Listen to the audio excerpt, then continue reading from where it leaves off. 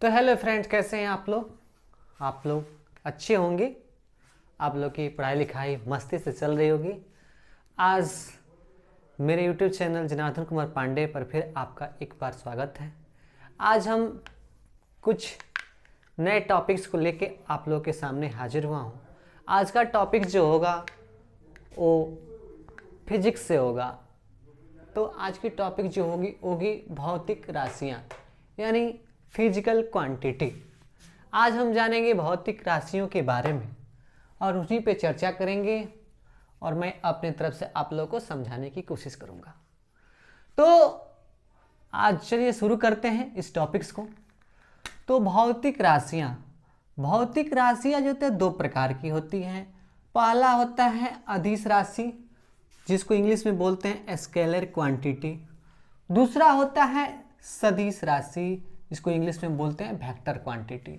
यानी कहने का मतलब है कि भौतिक राशियां दो प्रकार की होती है। एक होता है अदिश राशि और दूसरा होता है सदिश राशि। तो अदिश राशि क्या होती है, इसके बारे में अब हम जानते हैं। अदिश, जिसमें अ से आपको पता होता है, अ और दिश मतलब दिशा, और अ माने बिना, यानी जिसमें दिशा न हो, उसे अदिश राशियां कहते हैं।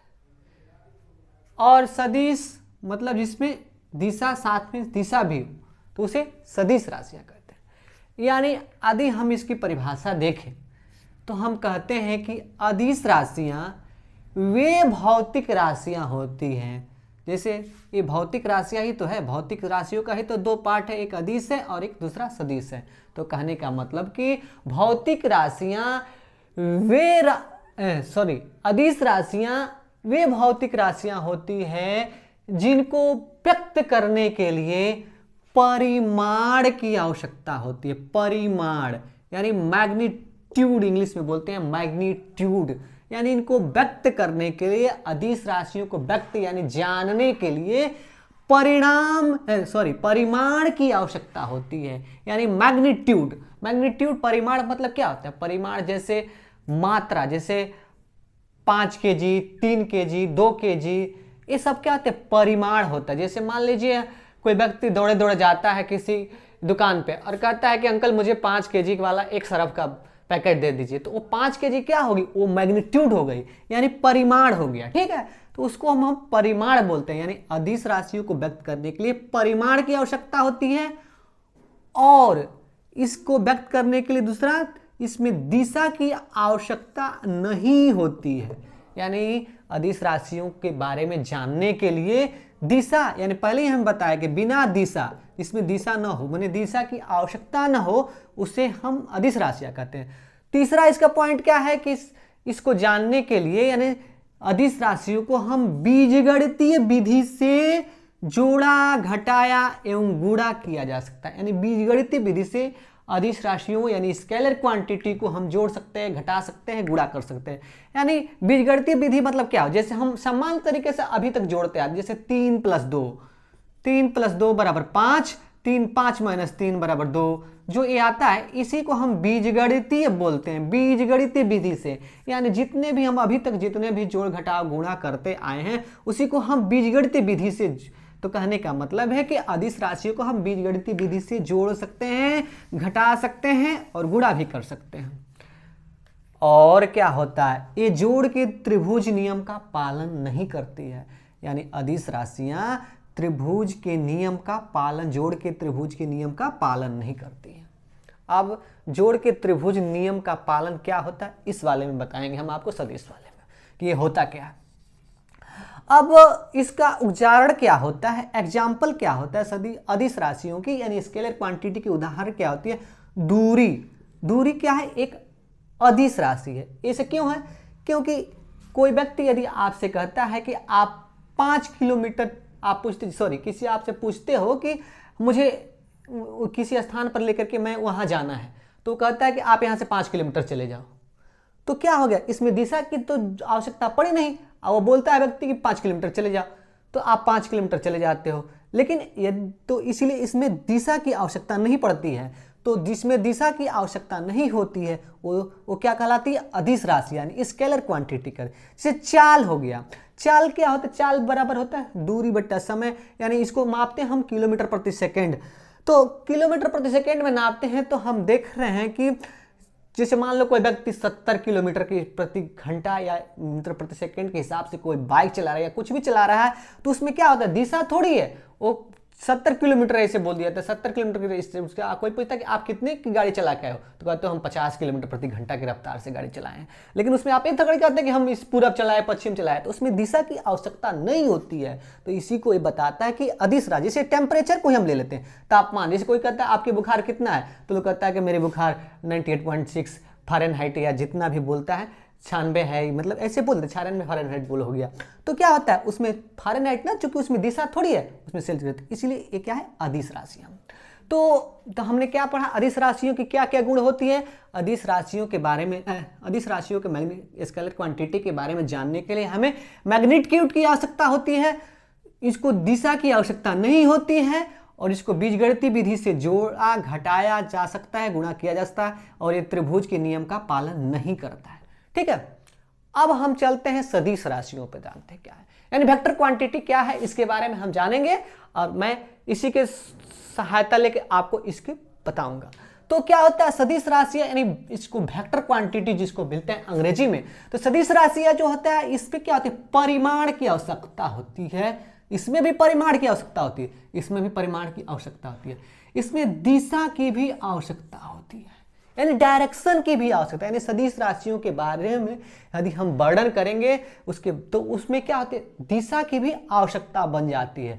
और सदिश राशियों को हम भी एक तीर के माध्यम से व्यक्त करते हैं, और चूंकि वेक्टर को हम दिखा रहे हैं, सदिश के बारे में पढ़, इसलिए सब भी से प्रदर्शित करते हैं, और ऊपर एक तीर का निशान लगाते हैं, जिसमें जो होता है तीर जो है, वो तीर की लंबाई जो है, जैसे ये लंबाई होगी ना यहां से और यहां तक, जैसे मान लीजिए एक तीर है, ठीक है, ये तीर हो गया, तो यहां से इस पॉइंट से और इस पॉइंट तक, यहां से यहां तक, मतलब जो दूरी है, यही जो होता है क्या होता है, वो परिमाण बताता है, मैग्नीट्यूड बताता है। यहां से और यहां तक जो होता है तीर की जो लंबाई जो ये हो रही है, ये मैग्नीट्यूड को बताता है, और जो ये जो होता है इसकी तीर की जो नोक है वो दिशा बताती है, यानी कि सदिश राशि की दिशा क्या है। तो इसे हम किससे प्रदर्शित करते हैं, भी ऊपर तीर, यानी भी पर तीर लगा देते हैं ऊपर, तो